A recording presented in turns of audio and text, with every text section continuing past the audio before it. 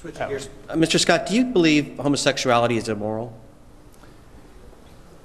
What I believe is, I believe marriage is between, for 38 years, and I believe marriage is between a man and a woman. Should the state continue to fight to bar gay couples from adopting children? I believe that children are raised in a more healthy environment if they're raised by a married couple. Is that so? As governor, you would want to see that ban kept in place? Yes. And Ms. Sink, what about you? Is homosexuality immoral? Well, let me, no, it's not. And let me just mention that Rick didn't really answer the question that you asked. He has a history of answering evasively in all of his depositions, many depositions that he's given. And I would just he invites people to go to factsforflorida.com. I'd like for everybody to look at whatisrickscotthiding.com. The direct answer to the question that you ask, Adam, is no, I don't think it is immoral, and I believe that the judge made the correct decision. And my position all along has been that when it comes to issues of adoptions, I'm a mom. I care about the best interests of the child, and I think it should be left up to the judge and the social worker and the people who are closest to that child to make a decision about the best and most loving home environment that that individual child ought to be living in. Kelly Dunn. Mr. Scott, many people watching right now are facing foreclosure, or they are so underwater with their mortgage because their value is dropped by 50% or more in some cases, that they may be forced to eventually walk away. Does the government have a role in helping these people that are teetering on the edge or have lost their dream home? Well, our government caused the problem by making money too cheap. The way to solve this is to go to my 7-step plan. Get people back to work. If we get people back to work and we follow my plan, 7 steps is 700,000 jobs. We'll get people moving back into this state. First off, they'll have a job. Second, they'll be moving back into the state, and our home values will go up. And that's the way to help consumers long-term get the value of their homes up. But is there anything specific? I mean, someone right now who's watching and is thinking, oh, that's nice. As soon as those people go back to work, I'll be saved. But that's not the case for them. So, I mean, specifically, is there any help that, could be extended to these Floridians? I think what government can do is make sure this is a conducive environment so people can build companies and get jobs. On top of that, what we can do is make sure that homeowners are treated fairly if they're going through a foreclosure, things like that. But my belief is we will solve the problem, long-term solve the problem, by getting this state back to work. And that's why I'm committed. I mean, I've lived the American dream. I know what it's like. My father was a truck driver, had a 6th grade education, was laid off almost, I think, every Thanksgiving. So I never had a Christmas. He had a job. What we learned is we had to go out and work hard, and that's what I want to do as governor. I want to make sure people can get jobs. Ms. Sink, the same question to you. Can the governor do something to help these homeowners who are either out of a home or about to be out of a home? Well, let me tell you what I have actually already done as your chief financial officer. When I became aware of this problem, and it started with the subprime crisis 3 years ago, I approached members of the Florida Bar because, as we've now seen, it takes a lawyer to try to figure out how to navigate through this morass in this system. And I approached the Florida Bar, and what they did was, in conjunction with me, they put together Florida Attorney Saving Home. And at the height of the program, we had 1,000 lawyers pro bono, meaning that they were willing to give free time to counsel with families at risk of foreclosure. It's something that I'm very proud of the Bar stepping up and doing. Additionally, right now, today, listeners can go to my official website, myfloridacfo.com, and click on to Florida Housing Help. We've given hundreds of seminars around the state, pulling together lenders and community leaders and credit counselors and consumer credit people to help Floridians figure out how they can stay in their homes. So those are the kinds of help that I would propose that we continue to give, and I will give as I'm the next governor. Antonio Fence. Question about taxation. Floridians pay a sales tax if they buy an item in a store on Main Street, but not if they buy that same item online. there's been a proposal for the last few years to establish an internet sales tax. Do you think that's a good idea, starting with Ms. Sink? Now's not the time to be talking about any tax increases. Floridians are hurting, our economy is challenged, and I would not propose any tax increase at all in any area at the present time, at all. Now, the Florida Retail Association say it would level the playing field between Main Street businesses and online. You don't find that argument convincing? Well, I've talked to the retailers, and the problem with the internet or the lack of an internet sales tax is that our local mom and pop stores who are paying rent to be in strip malls are highly disadvantaged because if you want to buy a pair of shoes, it's cheaper, frankly, maybe to go on the internet and buy it there because you don't have to pay sales taxes.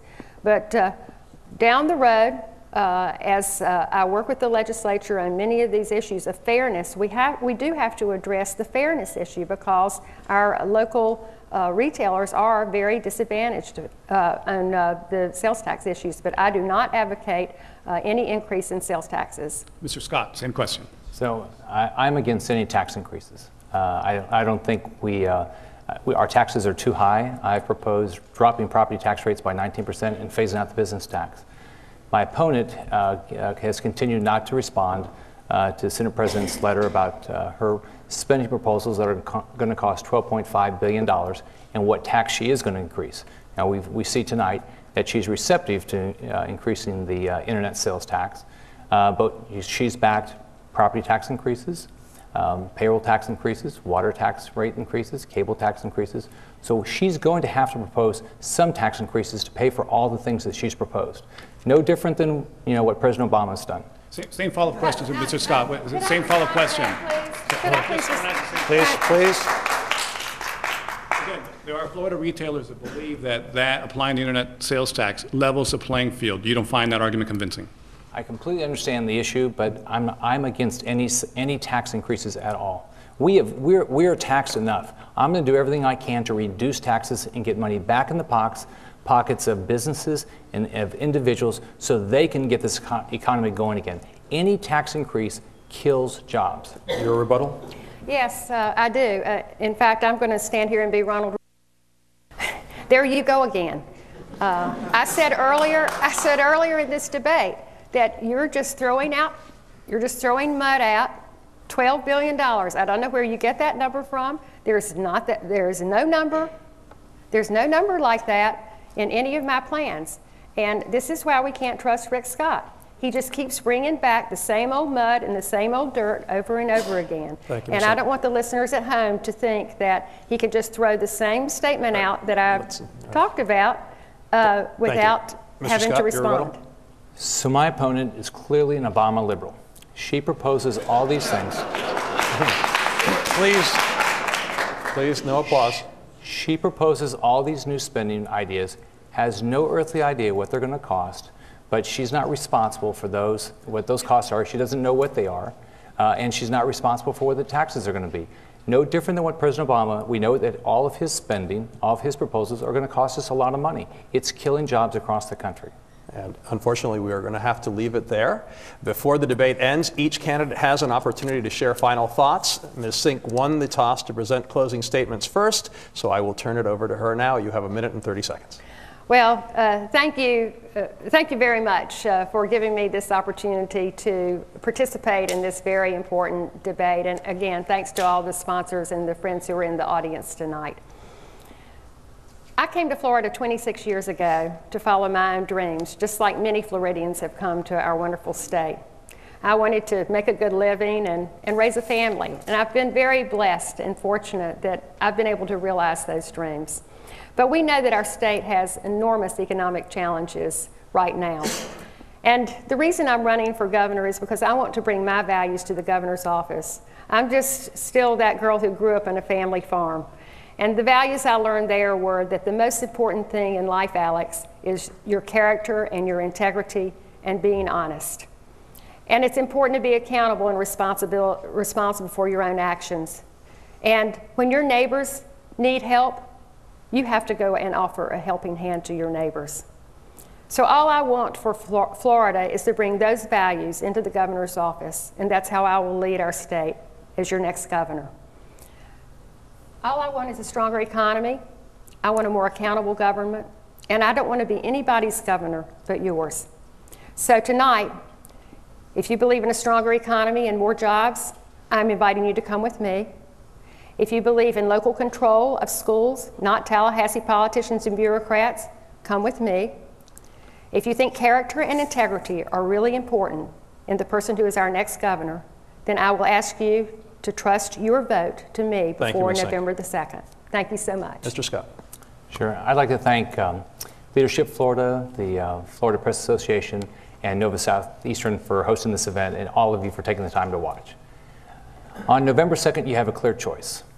You have a choice between a Tallahassee insider, an Obama liberal, someone that believes that Obama's policies are the right policies for our state, or an outsider who has a lot of life experiences and has built private sector jobs. Our state is clearly headed in the wrong direction. Record unemployment. Almost 50% of our homeowners underwater on their mortgages. Big budget deficit we're walking into. We clearly need new ideas and somebody with a proven record of getting results. I'm not a politician. I'm an outsider and a business person. I built businesses. I put my own money up. I've created jobs, balanced budgets, and held people accountable and cut costs. I have a detailed 7-step plan. I'm going to hold Tallahassee accountable for every dollar they spend. I'm going to cut state spending, and I'm going to create private sector jobs. If you're happy with the way that Tallahassee is operating, if you're happy with the finances, then you should probably vote for my opponent. If you want jobs, if you want to turn the state around, if you want to change the way Tallahassee works, then ask for your vote. My commitment to you is I'll take my 35+ years of business experience and I'll run the state for the benefit of taxpayers and for the benefit of families. Thank you very much. Thank you, Mr. Scott. Thank you, Ms. Sink. That concludes tonight's debate. Our thanks to everyone involved in putting together this important event. Election Day is November 2nd. Make sure you go out and vote. Thank you all for watching. Have a great night.